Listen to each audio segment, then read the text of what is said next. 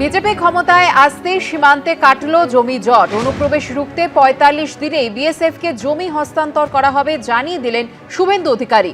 নতুন সরকারের এই সিদ্ধান্তে খুশি সীমান্তবর্তী এলাকার বাসিন্দারা। আজকে আমরা প্রথম দিনই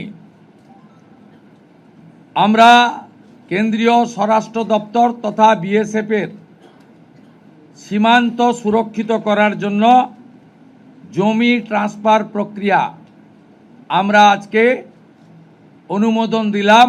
ভূমি ও রাজস্ব সচিব তাকে এবং মুখ্য সচিবকে দায়িত্ব দেওয়া হলো ৪৫ দিনের মধ্যে বিএসএফের প্রয়োজনীয় জমি হস্তান্তর সম্পূর্ণ করতে হবে। শুভেন্দু অধিকারী মহাশয় আমাদের যে মুখ্যমন্ত্রী, তিনি ৪৫ দিনের কথা দিয়ে ৪৫ দিনের মধ্যে তার বেড়া করেও দেখাবে। আমাদের কাটা তার লাগালে আমাদের সুবিধা হবে, আমরা শান্তিতে থাকতে পারবো। মানে এখানে কি কোনোদিনই কাটাতারের বেড়া ছিল না?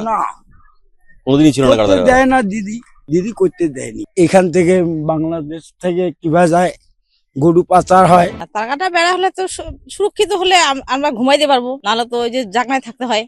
ভয়ে থাকেন? রাতে কি পাহারা দেন? হ্যাঁ, আগে তো গরুর ঘরে থাকতে হয়। গরুর ঘরে রাত কাটাতেন? হ্যাঁ, মানে গরুকে বাঁচানোর জন্য? হ্যাঁ। গত বছরে শুভেন্দু অধিকারী অর্থাৎ নবনির্বাচিত মুখ্যমন্ত্রী এখানে এসেছিলেন, সভা করেছিলেন, বলেছিলেন যে কি বিজেপি সরকার যখনই আসবে তারপরে এই তারকাঁটা নতুনভাবে তৈরি করা হবে।